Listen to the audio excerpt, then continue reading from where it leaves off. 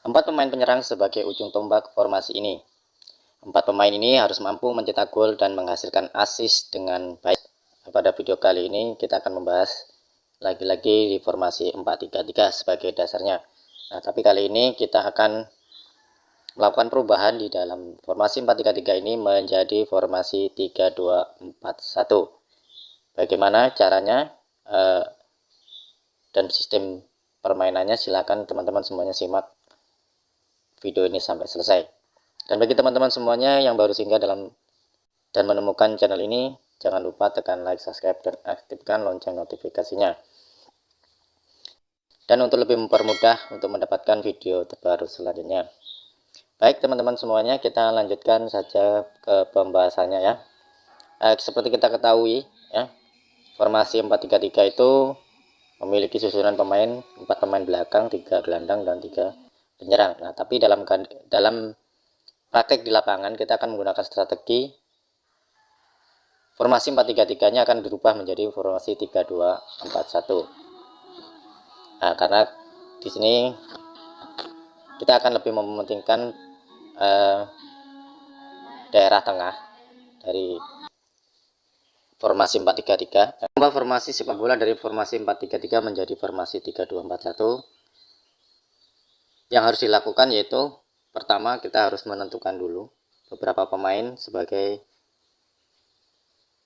pemain bertahannya.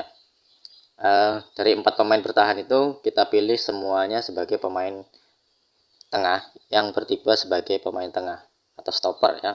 Setelah kita akan menggeser salah satu dari fullbacknya menjadi gelandang bertahan. Nah, di sini maka akan menempatkan 2 gelandang bertahan yang siap untuk membantu pertahanan ya.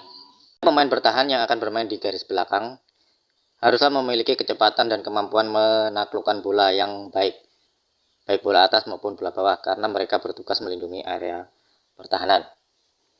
Nah, gelandang di sini 2 gelandang bertahan yang bermain di tengah lapangan harus memiliki kemampuan mengatur permainan dan melepaskan umpan yang akurat. Mereka juga bertugas menjaga garis tengah tim dan membantu penyerangan ataupun bertahan. Selanjutnya yang perlu disiapkan yaitu adalah pemilihan dari 4 pemain ya. 4 pemain penyerang sebagai ujung tombak tim ya. 4 pemain ini harus mampu mencetak gol dan menghasilkan assist dengan baik.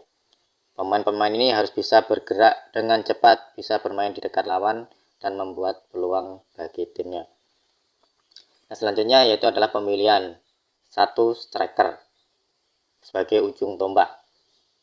Nah, jadi 1 striker akan disokong oleh 4 pemain gelandang atau penyerang sekaligus ya. Ini memungkinkan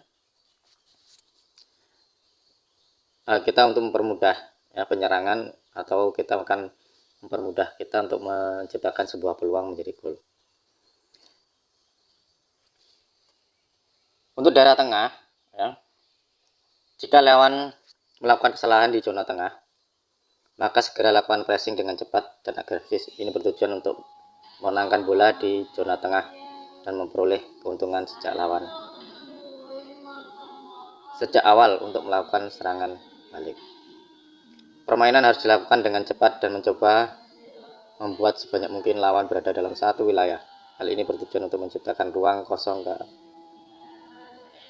arah. Selain serangan bisa dibangun dari sisi tengah, untuk menggunakan formasi ini juga bisa